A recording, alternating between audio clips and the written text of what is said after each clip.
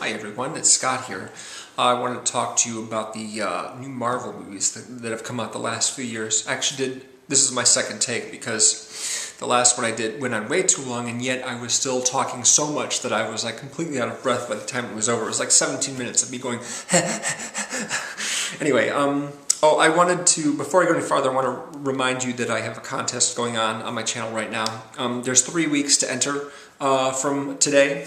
And video responses, please, as your entries, and the link to the video is below, and they're DVD prizes, so please do participate.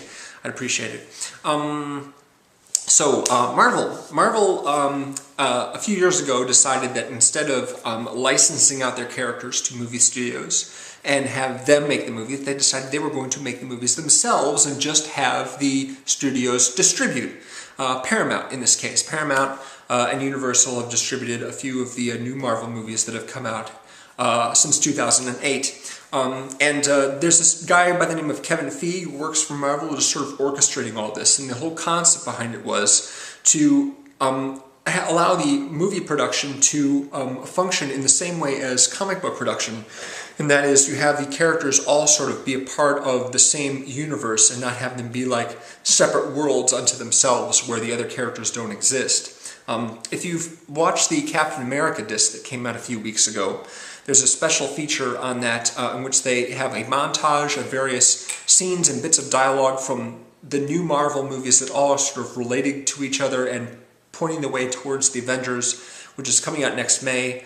And it's only, what, 5 months from now? 5 months from now. Oh, that's great, man. I can't wait. I'm really excited to see this movie because of Joss Whedon, who's the creator of a number of good television series and the film Firefly, and he's done comic book writing as well. He is the screenwriter and director of the film, and I just couldn't be more excited about that. It's the movie I'm looking forward to seeing most next year. But anyway, Kevin Feige decided that that Marvel was going to basically work like a comic book publisher and just have all the characters occupy the same universe so that they could all eventually come together for one movie. And this started in 2008 with Iron Man, and then The Incredible Hulk, starring Edward Norton, and then a few years later, Iron Man 2, and then last year we had Thor, which was directed by Kenneth Branagh and starred what's his name? Chris Hemsworth, right? He's a relatively new guy. And, of course, Captain America, starring Chris Evans, which was directed by Joe Johnston. Now, I don't like all these movies, so I want to just talk about a little bit about what I thought of each of them and which ones I think are important and need to be paid attention to in relation to the story of the Avengers. And primarily amongst those, I think, would be Thor, because in the Avengers, the villain in Thor is the villain in the Avengers as well, Loki, Thor's brother, who turns out to be half frost giant. Thor deals with, the frost giants at certain points in the movie. Mostly he's got to deal with his brother and his duplicitousness. Meanwhile, over in Iron Man, you've got Robert Downey Jr. playing Tony Stark, the inventor of the Iron Man suit, who's fighting off, various bad guys who have, superpowered hardware of their own. You've got Captain America, Steve Rogers, who is this guy back in World War II, who is this scrawny little guy with a lot of health problems, but nevertheless he had lots and lots of courage. And so he's recruited to the super soldier program and undergoes the experiment that makes him Captain America, and now he becomes, the superhero fighting for the states and for, the oppression of tyranny, in particular Dr. Schmidt, who is Adolf Hitler's splinter evil scientist. And then of course there's The Incredible Hulk. Now, The Incredible Hulk is the movie that I like the least out of all these. In fact, I think it's pretty darn terrible. It was directed by Louis Leterrier, who did Clash of the Titans as well. He's pretty bad, I think. And the thing about The Incredible Hulk is it exists as a movie on its own, and it's tangentially related to the other characters, but I don't think it's necessary to actually see this movie and understand what's going on in the Avengers with the character. No doubt they'll have some kind of dialogue referring to the experiment that accidentally made him the way he is and how he turns into the Hulk when his blood pressure goes up. So easy on the jolt, right? Easy on the energy drinks there, Mr. Dr. Banner. Really, the problem I have with both Hulk movies, and I actually like the one with Eric Bana a little bit more, but I can't say that I strongly recommend either of them, particularly by the ending, because in the end, you've got basically two big CGI guys fighting each other and just basically blasting everybody's eardrums out. It's nothing but pounding and explosions.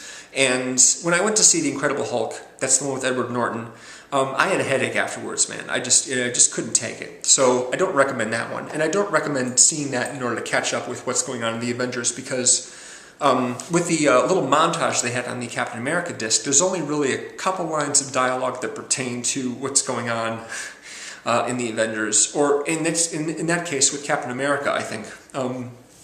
There's all sorts of references to other movies. Now, I think the best movies of the Marvel series are the Iron Man movies. I don't like Iron Man 2 as much as 1.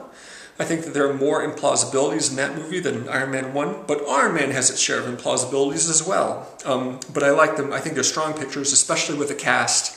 You've got Downey, you've got Gwyneth Paltrow, Don Cheadle, who replaced Terrence Howard in the first one. Jeff Bridges is the villain in the first one.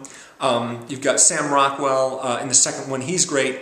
I don't really like Mickey Rourke in the second one as the primary villain. I just, think he's kind of phoning it in. Didn't seem real enthused on the whole. But overall, I certainly don't think it's a bad movie. I think it's fun. And then you have, of course, the most recent ones, which came out last year, Captain America and Thor. Thor, I kind of like, but not entirely. I think the acting's good, I think the writing's good, but the problem is the scope of the movie is really limited for me. It's either set in New Mexico in some rinky-dink town that's about, 6 blocks square, or it's set in the big sets or the CGI environs of either Asgard or the Frost Giants planet. And so I just feels a little constricted. Plus there's this whole thing with the tilted camera angles. I'm not sure why Kenneth Branagh did that exactly. It's particularly if he's just looking at a building.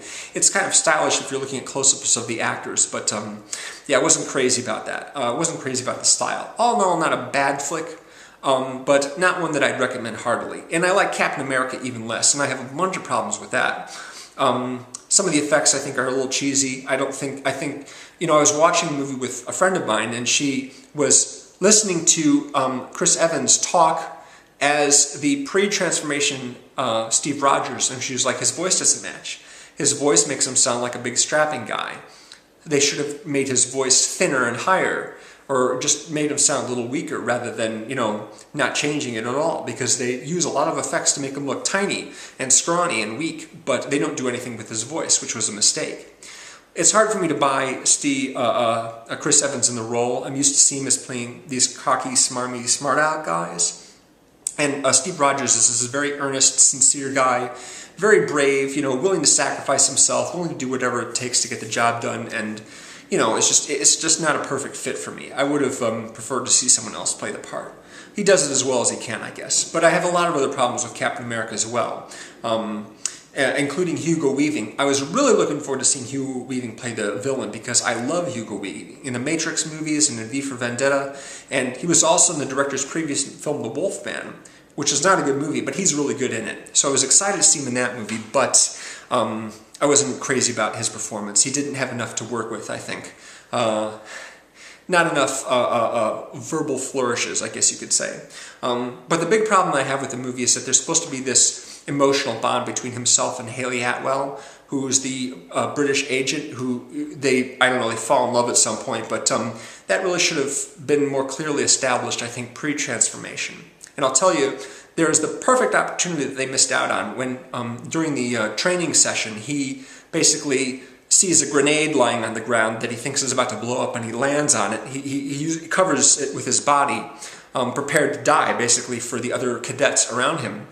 And it would have been nice to have a scene where he just talks a little about what he was thinking and feeling when he thought, in those few seconds when he thought he was about to die, and actually have the opportunity to save lives and give his life for his country. And a conversation like that between himself and the Haley Atwell character really, I think, would have strengthened their emotional bond, and maybe she would have started falling in love with him then, before he actually became all buff and had pectoral muscles and everything. But they didn't do that. They just sort of dismissed it like it was nothing. And it was just like, well, that's a little disappointing, because that I would have liked to see. So overall, Iron Man 1 and 2, good. Thor, okay. Captain America, not so much. And The Incredible Hulk, please skip that one. But one thing that I want to talk about was, before the Avengers comes out, I'm sure a lot of people are going to want to see all of them again. And perhaps you'd like to hear my opinion on what order to watch them in. And here's how I think that should be done. Every one of these new Marvel movies has a scene that takes place after the post-credits. Let's say we skip that because it's not a vital scene in the movie. It's just like a little added extra. So let's say we skip that and we just stick with the movie that takes place before the end credits and just that part. Now, if you have to see The Incredible Hulk, and I don't recommend it, I would recommend seeing that one first. It doesn't even share the same leading man, okay? Edward Norton is in that movie, and the Hulk is played by Mark Ruffalo in the Avengers. So I would say just skip that one. But if you have to see it first, because it has the least to do with the Avengers. Then Iron Man. In Iron Man, of course, we're introduced to Tony Stark. He develops the suit.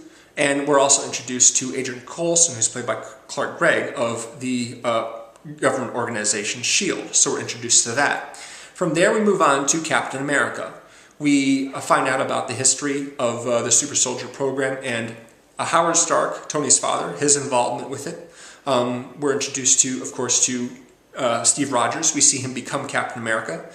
We see him fight the Red Skull. And then, of course, in the end, he wakes up in the present day and we're introduced to the Samuel Jackson character played by Nick Fury. Then we move on to Iron Man 2, in which he's fighting the Mickey Rourke character. But in the meantime, we're also introduced to the Natasha Romanoff character, who's played by Scarlett Johansson, aka Black Widow, and Nick Fury, Samuel Jackson, comes along and asks him to join the Avengers, or talks to him anyway about possibly joining the Avengers. We have, of course, Samuel Jackson's appearance at the very end of Captain America and in Iron Man 2. And then finally we have Thor, which works best as the one to follow up, because not only are we introduced to Thor and Asgard, and we have the sort of direct link between Agent Coulson going from Iron Man 2 directly to what happens in Thor, but we're also introduced to Loki. Loki, who is the villain in the Avengers. And so that's going to be very relevant. So Iron Man, and then Captain America, the first Avenger, and then Iron Man 2, and then Loki and Thor. Oh, and of course, we're introduced briefly to the Jeremy Renner character, Hawkeye, but just, as a very, very small cameo there. So that would be my recommendation, to see those 4 movies in that order before seeing the Avengers, if you wanted to make, like, a day out of it. See, like, make it Marvel Day, watch all 4 movies and then go and see the Avengers. I don't know that I'll be doing that, but if I were to do that, that's how I would do it. So that's my take on it for now. So thanks for watching, guys, and looking forward to seeing more from the rest of you, of course. And if you've got an opinion on the Marvel movies, let me know, of course. I'd like to know in whatever way you choose. Take it easy.